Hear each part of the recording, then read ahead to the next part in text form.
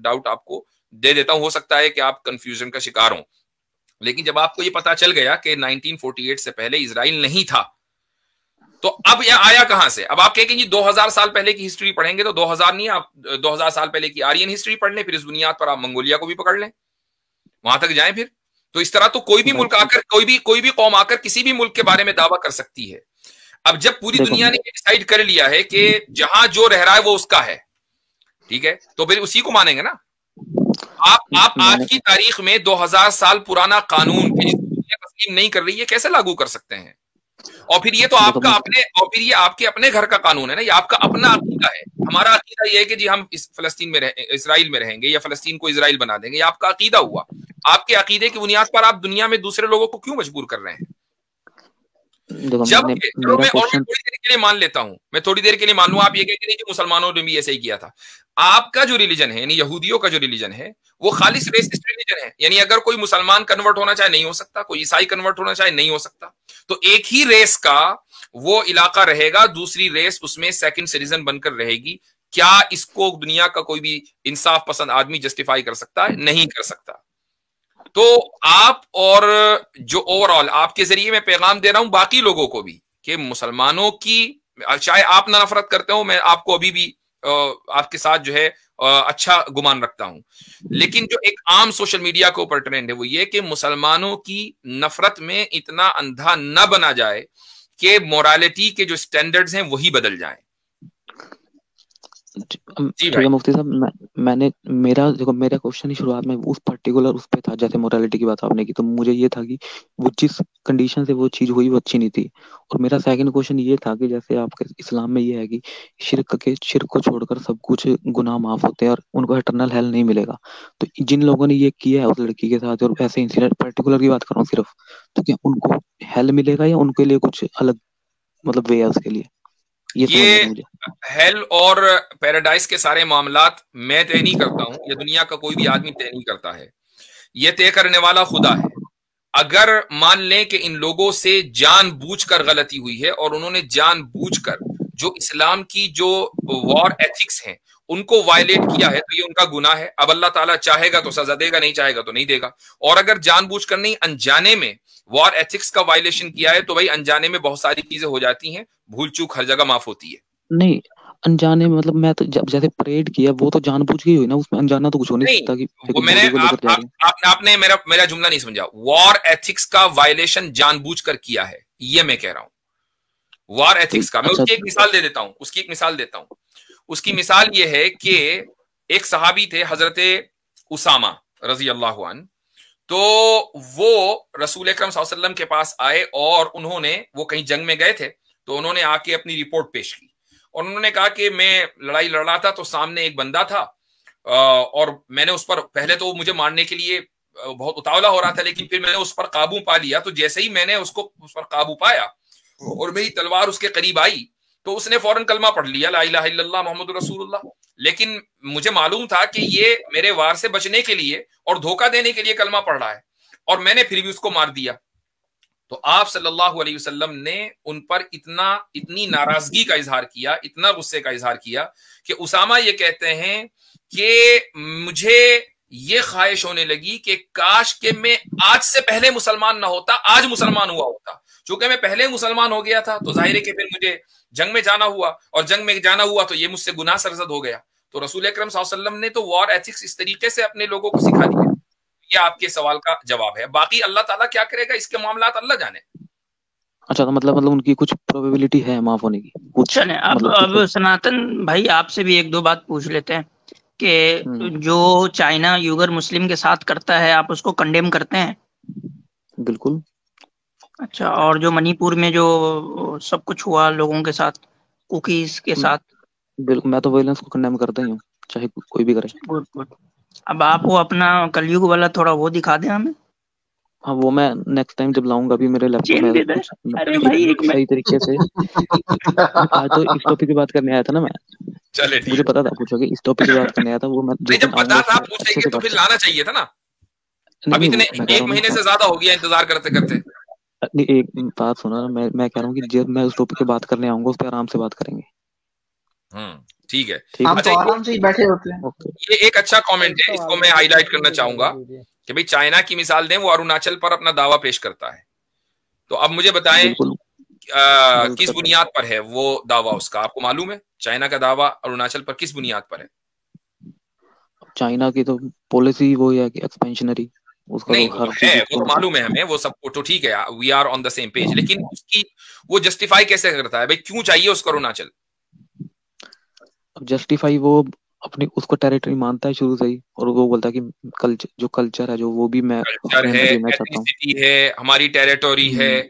अब आप बताएं कि क्या जिस बुनियाद पर आप यहूदियों को या कोई भी यहूदियों को सपोर्ट कर रहा है, क्या उस बुनियाद पर आप चाइना को सपोर्ट करेंगे?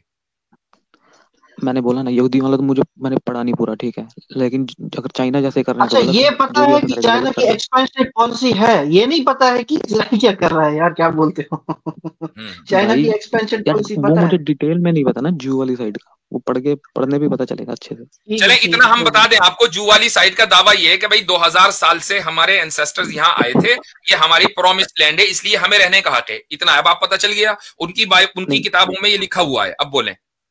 मैं खुद से पढ़ूंगा ना, मैं किसी ऐसे तो आप मुझे क्या बता रहे हैं, क्या पता बायसनेस है उसमें थोड़ी चले बहुत। चले मैं मैं थोड़ी खुद से देर के पढ़ूंगा। लिए आप इसको for the sake of argument सही मान लें कि अगर ऐसा है और इस बुनियाद पर इजरायली अपनी लैंड पर वापस आना चाहते हैं और इजराइल इस्टेब्लिश करना चाहते हैं, ग्रेटर इजराइल, तो क्या आप उनको सपोर्ट करेंगे? जो मैं कह रहा हूं अगर वो सच हो तो।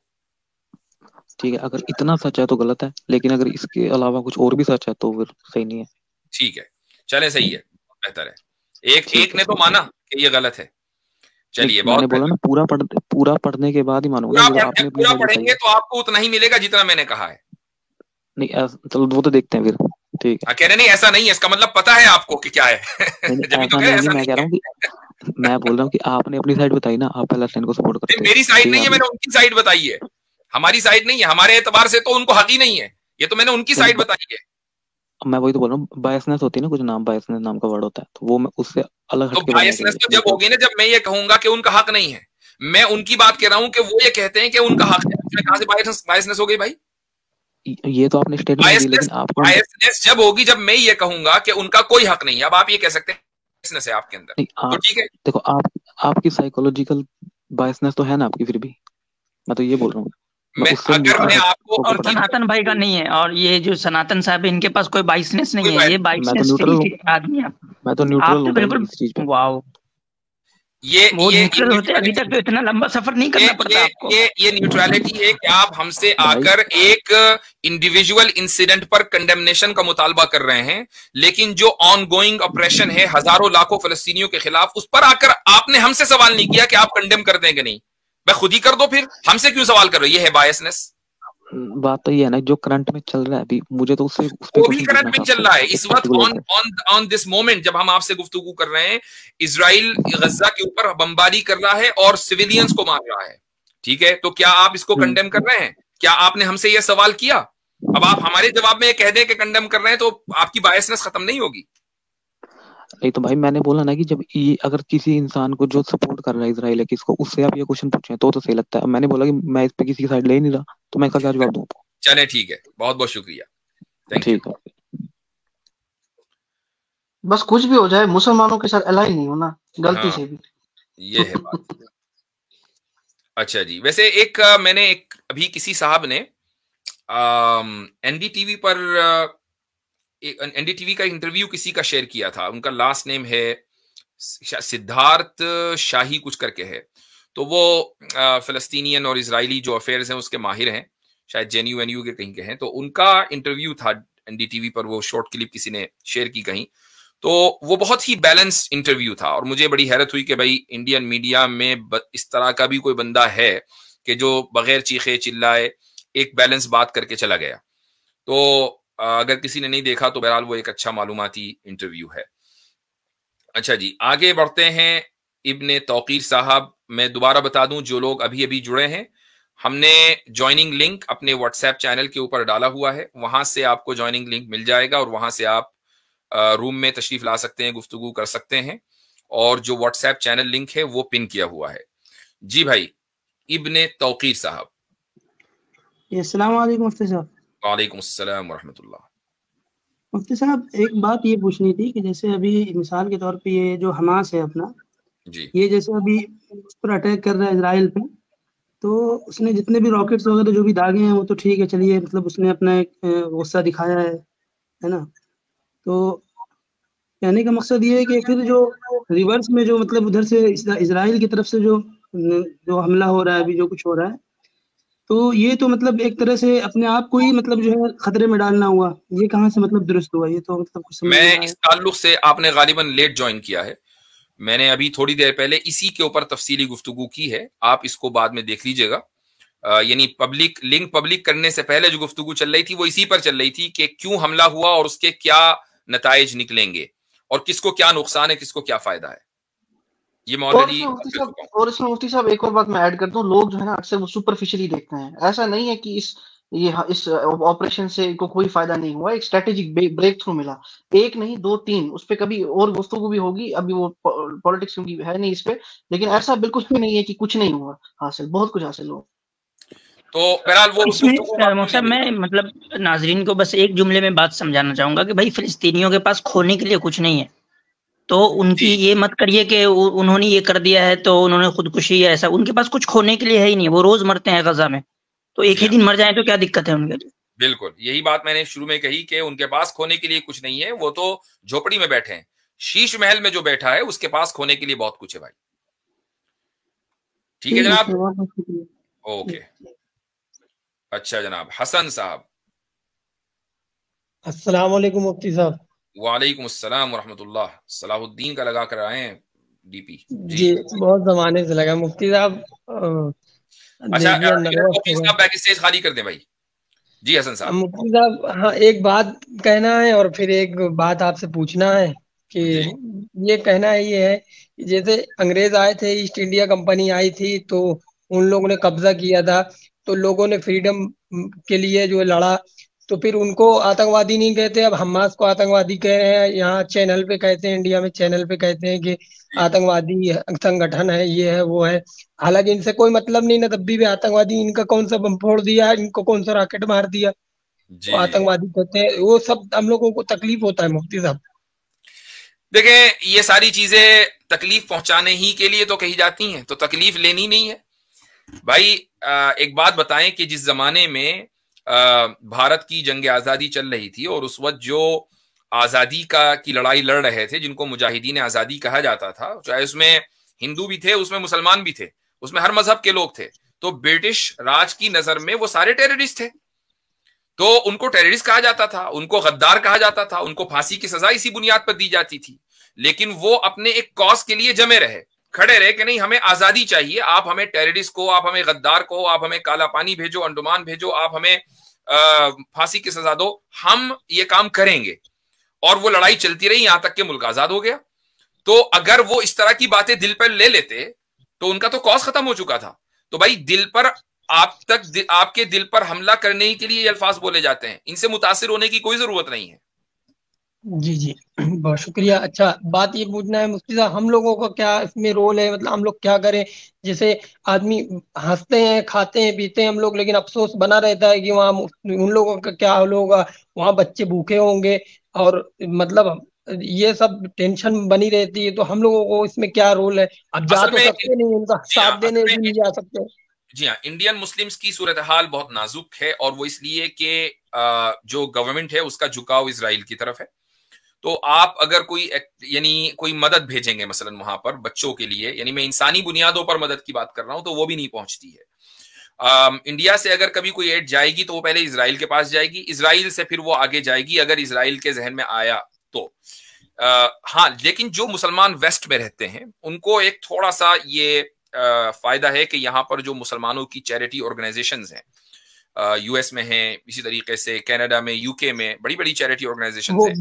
बिलाल फिलिप्स साहब जो है, सिर्फ वही नहीं है, और वो भी हैं इसी तरीके से रेड क्रिसेंट है। यूके में एक ऑर्गेनाइजेशन है जिसका नाम है अल खैर फाउंडेशन।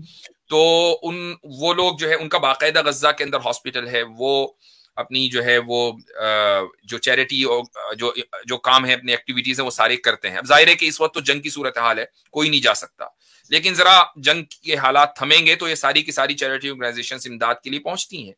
तो जो वेस्ट में जो मुसलमान हैं उनके लिए थोड़ी आसानी है कि वो इन ऑर्गेनाइजेशंस को दे देते हैं और फिर इन ऑर्गेनाइजेशंस के जरिए मदद आगे पहुंच जाती है। एक आम मुसलमान यही कर सकता है। बाकी उनके कॉज में शामिल होना ये एक आम मुसलमान से न तो इसका मुतालबा है और न उसके लिए ये मुमकिन है। ये मुतालबा हुकूमतों से है, यानी पकड़ खुदा के यहाँ हुकूमतों की होनी है और उन पर हुकूमतों में जो बैठे हुए हैं उनकी होनी है खुदा के यहाँ कि ये कॉज चल रहा था और तुम आसानी के साथ इस कॉज में उन लोगों का साथ दे सकते थे, लेकिन तुमने साथ नहीं दिया। तो ये जो इस वक्त लोग हुकूमतों के सरबराह बने बैठे हैं, मैं इन मुस्लिम ममालिक की बात कर रहा हूं, ये मैं कह रहा हूं आज उस चीज को जो है ये लोग अगर इन तक बात पहुंच जाए, खुदा के यहां बगैर इस सवाल का जवाब दिए आगे बढ़ने की इजाजत नहीं होगी इंशाअल्लाह। जी जी जी मुफ्ती साहब जी बहुत शुक्रिया। हम बहुत ट्राई कर रहे थे, बहुत दिन से ट्राई कर रहे थे। आज व्हाट्सएप पे जैसे ही लिंक आया वैसे ही हम घुस के बैठ गए चुपचाप से ताकि बात हो जाए। और बहुत खुशी है, हम स्ट्रीम आप लोग की इतनी देखते हैं, सारा दिन सारा गेम हम खेलना छोड़ दिए, गेम खेलते थे छोड़ दिए, स्ट्रीम देखते हैं रात में और फिर जो है अकेले तो रहते हैं और फिर जो है सो जाते हैं फिर। माशाअल्लाह, जी शुक्रिया, अल्लाह ताला आपके इल्म में इजाफा करे, दुआ करते रहिएगा। चलें ठीक, जी जी शुक्रिया, अस्सलाम वालेकुम।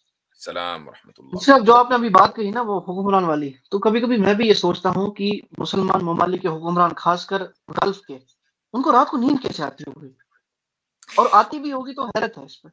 देखें, जमीर अगर मुर्दा हो जाए ना तो फिर कोई टेंशन नहीं होती इंसान को। तो इन लोगों का जमीर पहले मुर्दा किया गया है और ईमान और दीन की दौलत इनके सीने से निकाली गई है। वो तौफीक पहले सल्ब हुई है। अगर किसी इंसान के दिल में ईमान जिंदा है ना तो ये मुमकिन नहीं है कि उसका जमीर मर जाए, और ये मुमकिन नहीं है कि वो दुनिया में होते हुए जुल्म के ऊपर यानी परेशान ना हो। लेकिन जिसका ईमान सल्ब हो जाए, मैं तकफीर नहीं कर रहा हूं किसी की, तो डोंट टेक मी रॉन्ग, लेकिन ये बात जरूर है कि भाई खुदा ने तौफीक सल्ब कर ली और इसी वजह से जमीर मुर्दा हो चुके हैं। जी भाई आरिफ साहब। अस्सलाम वालेकुम मुफ्ती साहब। वालेकुम अस्सलाम रहमतुल्लाह। जी व्हाट्सएप जिंदाबाद, व्हाट्सएप की वजह से तो आज मिल गया नंबर। जी जी मुफ्ती साहब, मेरा एक सवाल है, अगर कोई मुसलमान का हक मार देता है तो क़यामत के दिन उसका गुनाह जो है उसको दे दिया जाएगा या फिर सवाब उसको दिया जाएगा? अगर जो जालिम है वो मुसलमान हो और मजलूम जो है वो हिंदू हो या फिर गैर मुस्लिम, तो उसके साथ कैसा होगा? उसको तो सवाब तो इसके कोई फायदा नहीं है और वो तो ऐसे ही जानना में जाना है, तो उसके साथ जस्टिस कैसे होगा? जालिम मुसलमान है और मजलूम जो है वो गैर मुस्लिम है। जी जी ठीक। अच्छा, तो ऐसी सूरत में उस जुल्म का जो बदला है वो उसका जो पैमाना होगा वो ये कि भाई चूंकि खुदा ताला ने ये हुक्म दिया है कि आपको इंसाफ के साथ रहना है, आपको अच्छा मामला करना है, लेकिन आपने अच्छा मामला नहीं किया, आपने इंसाफ को कायम नहीं किया और आपने इस्लाम को इस एतबार से बहसियत मुसलमान के जो कि आपने ये काम किया है तो इस्लाम को बदनाम किया है, तो उसकी जो सजा है वो दी जा सकती है। जाहिर हम ये नहीं कह सकते कि दी जाएगी, चूंकि हमें इन चीजों के मामलात की तफसीलात का तो इल्म नहीं दिया गया, ये चीज तो खुदा जानता है, लेकिन वो सजा किस तरीके से देगा वो अपने तौर से देगा, जिस तरह के हुकूकुल्लाह की सजा दी जाती है कि अल्लाह ताला के हुकूक को अगर कोई वायलेट करेगा तो अल्लाह ताला सजा देगा, उसको इख्तियार है। तो ऐसे ही एक मुसलमान ने अगर एक गैर मुस्लिम के साथ बुरा सलूक किया, जुल्म किया, ये जानते हुए कि वो खुद मुसलमान है और ये जानते हुए कि सामने वाला गैर मुस्लिम है, तो उसने दरअसल इस्लाम को बदनाम किया, तो ये हुकूकुल्लाह की खिलाफ वर्जी है। नहीं तो उसके साथ कैसा होगा? मतलब हिंदुओं का जो उसका मुसलमान गैर मुस्लिम के साथ कुछ नहीं होना। गैर मुस्लिम को तो पहले इस क्वेश्चन का जवाब देना है कि भाई खुदा को क्यों नहीं माना और खुदा को एक क्यों नहीं माना, वो तो उस सवाल से आगे नहीं जा पाएगा ना। हाँ, तो मुसलमान का जो सवाब है क्या वो उसको दे दिया जाएगा या फिर नहीं, सवाब उसको दिया जाएगा जो सवाब लेने का हकदार हो।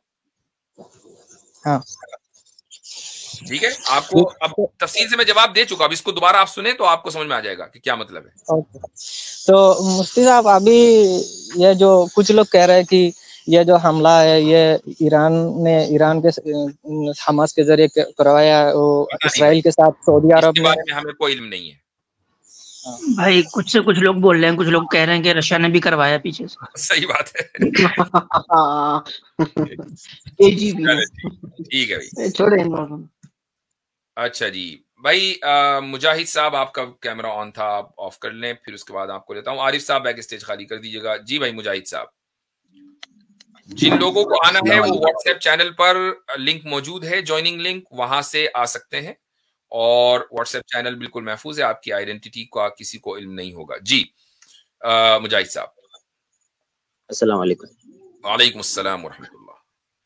जी मुफ्ती साहब, बड़ी खुशी हुई आपकी स्ट्रीम में आकर। अल्हम्दुलिल्लाह। जी मैं आपकी गौसिया साहब की और आमिर हक साहब की देखते रहता हूँ स्ट्रीम, बहुत नॉलेज हासिल होता है वहाँ से। और आज का जो मौजू है, मैं ट्विटर पे देखता रहता हूँ कि लोग जो है ना, मतलब जो गैर मुस्लिम है, जहाँ जैसा इंडिया में हिंदू है या और कहीं भी दूसरे वेस्ट में है, वो मतलब मॉरलिटी के बेस पर भी जो है ना फिलिस्तीन को सपोर्ट नहीं करते। और आज देखा गया कि आज 2 दिन में देखा गया कि वो इसराइल को सपोर्ट कर रहे हैं, जबकि उन्हें पास्ट पता है इसराइल फिलिस्तीन में क्या हुआ है और इसराइल का बिहेवियर कैसा रहा है, और मॉरलिटी पर वो बड़ी बड़ी बात करते हैं। लेकिन जब मुस्लिमों की बात आती है तो उनको मॉरलिटी चली जाती है, मतलब वो एक चलते फिरते ज़ॉम्बी बन गए। आपको क्या कहना है? इसी पर तो बात हुई इतनी देर से, हमने बड़ी तफसील से इस पर गुफ्तगू की है। आपने शायद काफी लेट ज्वाइन किया या मिस कर दिया कॉन्वर्सेशन। अभी वो जो क्या वो आए थे ना, सनातनी ट्रूथ क्या था, उनके साथ यही तो बात हुई है बड़ी तफसील से। हाँ, मैं थोड़ा लेट आया था इसमें। हाँ, तो आप उसको सुन लीजिए, वो वीडियो हम अलग से अपलोड भी कर देंगे, आप उसको देख लीजिएगा। इसके अलावा कोई और बात? नहीं, कोई बात नहीं, कोई नहीं। बस जज़ाकल्लाह, आपकी वजह से जो है ना हमारे ईमान में बहुत तक़वियत हमें हासिल हुई है। बस इतना कहना, दुआ की। चले ठीक, अस्सलाम वालेकुम। अच्छा जी, अगले हमारे पास कॉलर हैं नॉलेज वाला। अस्सलाम वालेकुम। वालेकुम अस्सलाम। जी, मुझे अलग क्वेश्चन पूछना है, पूछ सकता हूँ? जी पूछ लीजिए। इस टॉपिक से रिलेटेड नहीं है। जी, मूसा अलैहिस्सलाम जो थे, उसके उनके क्या, पहले तो एक छोटा सा वो पूछ लेता हूँ कि क्या नबी गलती कर सकते हैं? अगर कर सकते हैं तो किसी को मार सकते हैं, या अब गलती से मार सकते हैं, या अल्लाह ताला की तरफ से वो मारेंगे सामने वाला शख्स? ये छोटा सा है, उसके बाद एक क्वेश्चन है। गलती से मुराद आपकी क्या है? गुनाह? मतलब उनसे गलती से किसी को मारा होगा, मर जाए, तो वो अल्लाह ने मरवाया था या उन्होंने उसकी गलती थी, या नहीं? ऐसे करके हज़रत मूसा अलैहिस्सलाम ने किसी का जानबूझकर कत्ल नहीं किया। अब जाहिर है कि अगर किसी को थप्पड़ मारा जाए और वो उस थप्पड़ से ही मर जाए, तो आप ये तो नहीं कहेंगे कि ये जानबूझकर कत्ल किया गया था। कत्ल करने के न इरादे से मारा गया, बल्कि उसको सजा देने के इरादे से हज़रत मूसा अलैहिस्सलाम ने उसको मारा। कत्ल जान से नहीं, बल्कि उसको थप्पड़ मारा। और वो इसलिए कि वही यानी लड़ाकू था। यानी गुज़िश्ता कल जब उसने यानी शिकायत की हज़रत मूसा अलैहिस्सलाम से कि भाई मेरे ऊपर जुल्म हो रहा है, ये कॉप्टिक मेरे ऊपर जुल्म कर रहा है, तो वो झूठी शिकायत थी। तो इसलिए हज़रत मूसा अलैहिस्सलाम ने उसको सजा देने के तौर पर उसको मारा। लेकिन वो अगर मर गया तो इसमें हज़रत मूसा अलैहिस्सलाम का कोई कसूर नहीं है। इसलिए अगर गलती से मुराद गुनाह है तो अंबिया अलैहिस्सलाम गुनाह से महफूज होते हैं। गलती से मुराद अगर एरर इन जजमेंट है तो ये अंबिया अलैहिस्सलाम से हो सकता है। एरर इन जजमेंट का मतलब ये है कि मसलन किसी चीज को आप दुरुस्त समझ रहे थे लेकिन वो दुरुस्त नहीं थी, और आपने दुरुस्त समझते हुए उसको कर लिया, लेकिन मुकम्मल खुलूस के साथ किया, वो चीज गुनाह भी नहीं थी, तो वो ऐसा काम अंबिया अलैहिस्सलाम से हो सकता है।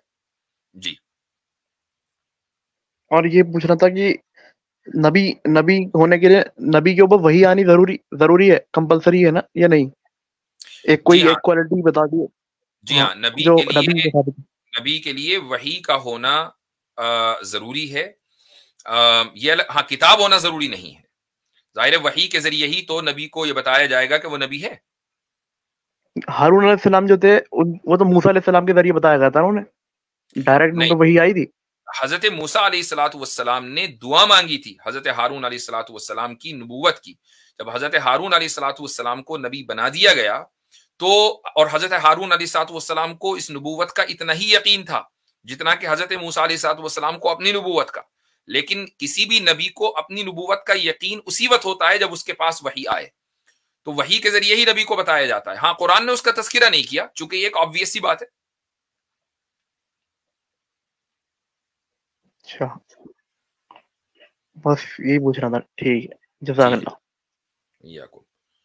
अच्छा जी, HQR। आसिम भाई, आप कुछ कह रहे थे, आपने अनम्यूट किया था। जी जी, मैं उसमें बस एक पॉइंट ये ऐड कर रहा था कि वही के साथ साथ मतलब कि वो मुकल्लफ भी बनाता है, यानी कि दोनों काम से वही का आ जाना काफी नहीं है, बल्कि उसका वही जो है वो मुकल्लफ भी बनाता हो इंसान को, तो ही वो नबी हो सकता है। सही सही जी भाई, HQR। जी जी, अस्सलाम वालेकुम सभी को। वालेकुम अस्सलाम। जी जी जी, मेरा कुछ कहना नहीं था। आपने जो इजराइल और फिलिस्तीन के बारे में जो कहा, जी और वो काफी इंफॉर्मेटिव भी था। और बस मैं यही कहना चाहूंगा कि आपने एक बात बहुत सही कहा कि जो यहाँ के इस्लामोफोब्स हैं इंडिया के, वो अंधे हो चुके हैं और दिमाग से पैदल भी हो चुके हैं। उसका दो रीजन है, एक तो इस्लामोफोब तो है ही, और दूसरा रीजन ये है कि उनको एक इन्फिनिटी कॉम्प्लेक्स भी है कि वो ये दिखाना चाहते हैं कि वही इंटरनेशनल। बुनियादी रीजन है। हाँ, ये जो इस्लामोफोबिया ना, उसकी वजह यही इंफीरियरिटी कॉम्प्लेक्स है, और ये जो सदियों से चला रहा है। जी जी जी, ये इन्फिनिटी कॉम्प्लेक्स इसलिए है कि क्योंकि ये दिखाना चाहते हैं कि सनातन जो है, इसका भी कोई इंटरनेशनल प्लेटफॉर्म में कोई रोल होना चाहिए, जो कि कोई पूछता है नहीं। यही रीजन है, और कोई रीजन नहीं है। लिहाजा हर इंटरनेशनल लेवल पर जाकर हर इंटरनेशनल मामले में राय दो बस, ताकि हर जगह ये हो जाए कि सनातन को एग्जिस्ट करता है दुनिया में, जबकि उनको ये नहीं पता कि ज्यूस इनको क्या पेगन समझते हैं।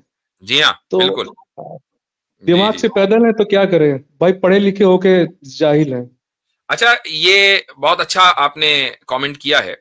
अगर हम सीरत का मुताला करें ना, तो उसमें भी ऐसा हमें मालूम होता है कि मदीने में जो यहूदी आबाद थे, तो वो मुशरिकीन को बहुत कम दर्जे का समझते थे। यानी जब रसूल अकरम सल्लल्लाहु अलैहि वसल्लम मदीना में हिजरत करके तशरीफ नहीं लाए थे, तो यहाँ पर जो यहूदियों के अलावा जो लोग थे वो सारे मुशरिकीन थे। तो उनकी यहूदियों से ठनी सी बात पर रहती थी कि यार ये अपने आप को सुपीरियर समझते हैं और हमें लोअर समझते हैं, हमें इन्होंने गुलाम बना रखा है, और हमें समझते हैं कि ये लोग गंदे हैं। यानी गंदे का लफ्ज जो है इन लोगों के लिए इस्तेमाल होता था जो बुत परस्ती करते थे, और यही सूरत हाल मक्का में थी, मक्का के मुशरिकीन की थी। लेकिन यहूदियों को, लेकिन यहूदी जो है ना, वो बहुत ज्यादा यानी नस्ल परस्ती के साथ साथ मतलब परस्त भी होते हैं। और उसकी दलील ये है कि एक तरफ आप एक मजहब को और एक कौम को गंदा कह रहे हैं, लेकिन जब इन्हें पता चला कि मोहम्मद सल्लल्लाहु अलैहि वसल्लम की बेअसत हुई है, तो अब इस चीज को दबाने के लिए उन्होंने उन मुशरिकीन का साथ देना शुरू कर दिया कि जिनको कुछ साल पहले तक, बल्कि कुछ दिनों पहले तक गंदा कह रहे थे। यहां तक कि उनको कुछ एतराजा सिखाते थे कि जाकर मोहम्मद सल्लल्लाहु अलैहि वसल्लम से एतराज करके आओ, और ये जब मुशरिकीन एतराज करते थे तो आप सल्लल्लाहु अलैहि वसल्लम की तरफ से जवाब आता था कुरान की शक्ल में। तो पॉइंट ये है, ये जो था काब इब्न अशरफ, वो गया था बाकायदा मक्का, और बाकायदा वहां पर मुशरिकीन को उसने उभारा जा करके, चलो भाई हम मुआहिदा कर लेते हैं, मोहम्मद सल्लल्लाहु अलैहि वसल्लम जो मदीना में हिजरत करके आ गए हैं उनके खिलाफ अब हम लड़ेंगे। अहजाब में बनु कुरैजा ने मुशरिकीन का साथ दिया, तो ये लोग मतलब परस्त होते हैं। लेकिन इनकी नजर में मुशरिकीन की हैसियत क्या है? मुशरिकीन की हैसियत है जिसके लिए लफ्ज गंदा जो है वो इनके यहाँ इस्तेमाल होता है। जी हालांकि मुफ्ती साहब, इसमें एक और चीज है कि जिस वक्त औस और खजरज और यहूदियों के बीच में लड़ाई होती थी, तो यहूदी उल्टा यही कहते थे ना कि आने दो हमारे मसीहा को, तुम्हें हम गुलाम बना के रखेंगे। हाँ, जिस वक्त उल्टा ही केस हो गया फिर उसके बाद औस और खजरज। चले जी, और इनका एक चीज ये भी है कि क्योंकि इनके मतलब इनका कोई मोरालिटी इन द सेंस ये नहीं है कि अपने आप को सच साबित करने के लिए ये भी बोल देते हैं कि मैं हिंदू हूं नहीं, मैं एथिस्ट हूं। मतलब मजाक बना दिया इन्होंने अपने धर्म का। जी हाँ, चलिए और कुछ नहीं कह रहा। अस्सलाम वालेकुम। वालेकुम अस्सलाम वरहमतुल्लाह। अच्छा भाई, हमारे साथ बैक स्टेज पर एक साहब हैं जो अपने आप को इजराइल सपोर्टर कह रहे हैं, तो इनको ले लेते हैं। जी भाई, इजराइल सपोर्टर साहब। सुअर की फोटो क्यों लगाई है? इजराइल सपोर्टर है ना, तो फोटो तो बनती है। जी जी भाई, जी बोलिए। क्यों चले गए भाई? क्या कोई रॉकेट वॉकेट आके लग गया क्या? रॉकेटों की बरसात हो रही है, कोई मेरे ख्याल से ऐसे ही हुआ है, कहीं रॉकेट आगे लगा है। अच्छा जी, हमारे साथ आगे हैं अरमान साहब।